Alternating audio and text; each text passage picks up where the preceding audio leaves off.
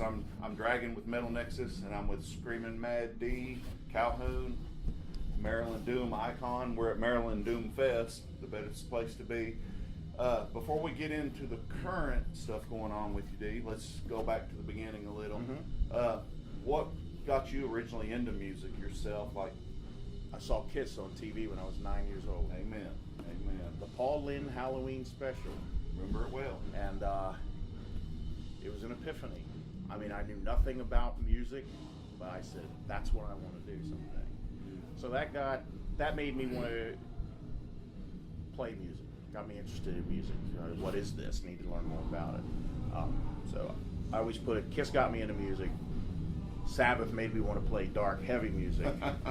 And when I got turned on to Judas Priest, that was my vocal template. Definitely, I can hear that. And vocally, the 3 R's. Rob Halford, Ronnie Dio, Ronnie Van Zant. Yeah. I wanted that range that Halford has, wanted that power that Dio had, and Ronnie Van Zant was the soul. I think you're well on your way there, man. Thank you. As far as that goes. I understand that.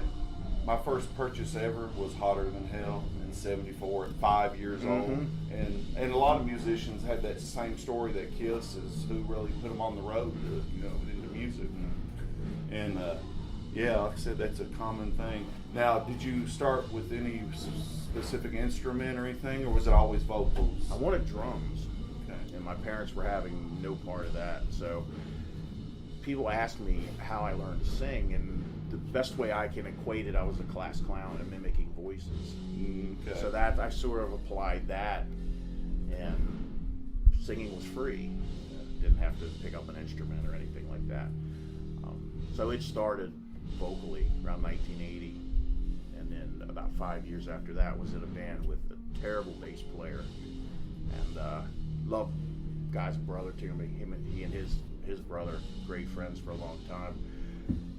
We had to let him go, and rather than to go through that process of auditions, and I said, I'll buy a bass and an amp. Necessity. Yeah. Yeah. And it was a lot of root noting for a while, but once I realized, hey, I can do this, then I really dug in and became an accomplished bass player. What was your first serious band endeavor that you would consider? The first band I recorded with was a band called Vision in Western Maryland, 1988. Okay. I had played with those guys before, and we did kind of a mix of covers and originals. And I left that, went to a bar band, just playing straight covers. And I get a call from these guys a few months later, hey, we're going to cut a record, are you interested? And at that point, it was just to go in and play on the record. But the guys in the bar band got wind of it, got spooked, and fired me. Really? Yeah, they thought he's going to jump ship. Oh, damn. Which I hadn't even thought that far ahead yet. But he's gonna jump ship. So then I did go and do the record and did some touring with those guys, just East Coast stuff. This would have been late '88, early '89. Okay. And then there was a lot of headbutting in there. Wasn't a lot of direction in that project. And I ended up in early '89 going back to the bar band for about a year, and then relocated to DC. At that point, I was like, I want to play original music. That's always where my heart was, doing original music. So relocated to DC in 1990 and just started working through the ranks there until finally things started to pick up. And then years later, joined Iron Man, and that's when things really kind of got serious. And I know with Iron Man, you've done two EPs and a full length. Okay. Yeah. That's what I was thinking along those lines. Yeah, I moved up this area from Kentucky in around '89 to '90. Lived in Columbia, Maryland, and that's back when the heyday of Hammerjacks, the Rage, the 8x10. Down in DC, you had the Bayou 930 Club, 930, like the old 930. Yeah, club. the original. Yeah, or old. With the pole in the middle. That's it. Yeah. That's it. Definitely. Yeah. Now, up to the modern day, you've now done Rock Gut. Yes. Yeah. Now, that's I assume your labor of love, man, or it's something. There was never a moment where I sat down and said I want to do a solo record. It all kind of just the way it all got kickstarted was in October I lost a friend to liver cancer, and had my son that weekend, so I had to keep on a good face for him. But it was a punch right in the gut. So I sat down with the guitar, wrote a song, recorded it, for my friend's memory and for the circle of friends that we shared, put it online, got a good response, because I'm still just getting used to the idea of being thought of as a guitar player. There's picking and grinning, I'm strumming and slumming. When that was well received, I had written a song for my son, so I thought, here's a song born of tragedy. I'm going to record something that's kind of light, fun, and recorded that song. He sang a He's bit on it, yeah. Put that out there, and it just kind of built momentum like that, where I had some things written. People have asked me, how much was this written over a period of years? Actually, it wasn't. It was a lot of it was written while it was being recorded. Just really? Ideas that have been floating around. So I sort of come around to the idea, if I get 40 minutes worth of stuff, I'm just going to go ahead and package it up, self-release it, just for the fun of it. Because I was booking shows. I used to do a lot of acoustic shows doing covers. Okay. But this was the first time out doing my own material. And word of it got out, and Argonauta, knocks on the door. I never dreamed or hoped, it didn't even have any thought that somebody would come along and put it out. So they knocked on the door, we talked about it, and I told them right off the front, I said, this is a side thing. I said, Iron Man's the gig. Yeah. Said things take off with Iron Man again, this gets pushed to the side, and they were cool with that. So that's how it came to be. Argonauta, I've seen, they've sort of got a diverse roster, man, from what acts I've seen and everything on there. So, I mean, there's nothing to really pigeonhole, they're pretty open to a lot of and they were like, we don't have an acoustic act. And, having, Iron Man attached to me, gave it a little bit of visibility, right off the top. They've been great. Total creative freedom.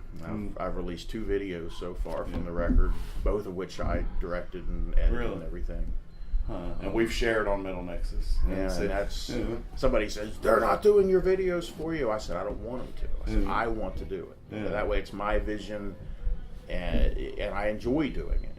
I like doing that sort of thing. That's why I learned to do it.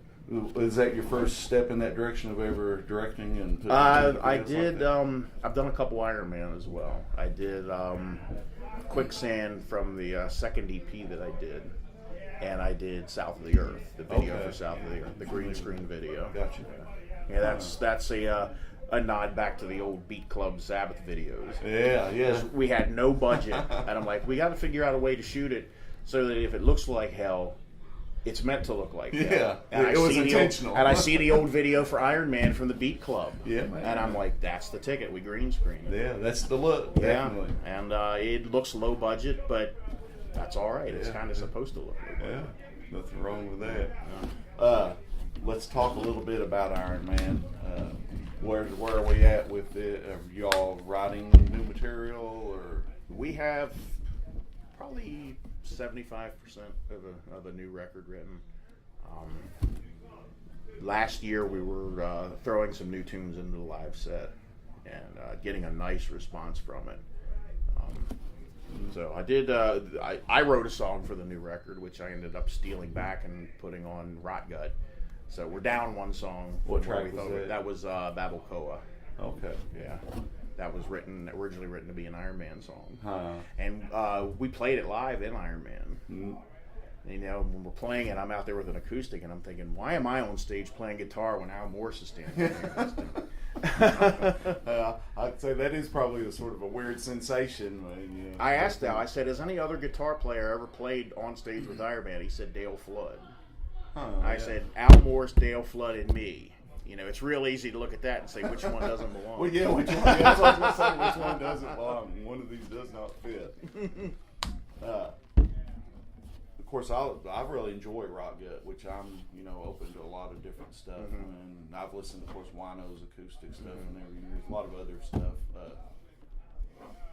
Kirk that was fronted Buzz Owen did a Kaloid, Right. acoustic album a few years ago. So I really enjoy it. You know, with me, my taste are, you know, I'm not closed-minded about anything. You know, I've always liked that kind of stuff. I mean, a lot of people, I've been asked straight up, did you do this to kind of try to jump on a wave? You know, I grew up listening to Croce and Crosby, Stills, and Nash. Lou and I did a radio show in D.C. last week, and I played Ohio. Yeah. And at one point changed Ohio to Orlando. You know, just off the cuff. But so I've always had an ear for that kind of stuff. And when the Unplugged thing came around in the '90s, I was interested to see, you know, Nirvana go out and Kiss, love the Kiss Unplugged, you know, just to hear those interpretations of this kind of song. Same here. The Alice in Chains Unplugged, Yes. I liked it real well. Yes, yeah. So I've always had an ear for that sort of thing, and have done shows doing covers and whatnot. And I would always try to do, like I used to do a cover of NIB acoustic, and that the way I played that I kind of took that riff. And it's part of Train Back Home from Rock Gut now. Yeah. But I would try to take songs that were heavy. I used to do it at acoustic cover of I'm 18, you know, just things like that. Well, the reinterpretation of Snowblind today, that fell out of the sky. Really? I used to noodle that at home, and one night played it with Lou because we were going to play Black Knight. We were going to close with Black Knight, and I started playing Snowblind, and he filled in. You know, he fit in behind me, and I said, you know what, let's do that. Because it just drops back and is so mellow. Yeah. And it's kind of borrowed from the Black Label version of that. From the name of the record escapes me now. It was a live record. Oh goodness. And, I know which one you're talking about. Yeah. They cover Heart of Gold on it. Yeah. And so it's kind of borrowed from that arrangement.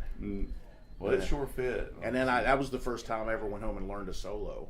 As I said, if we're doing a Sabbath tune, I got to learn Tony solo.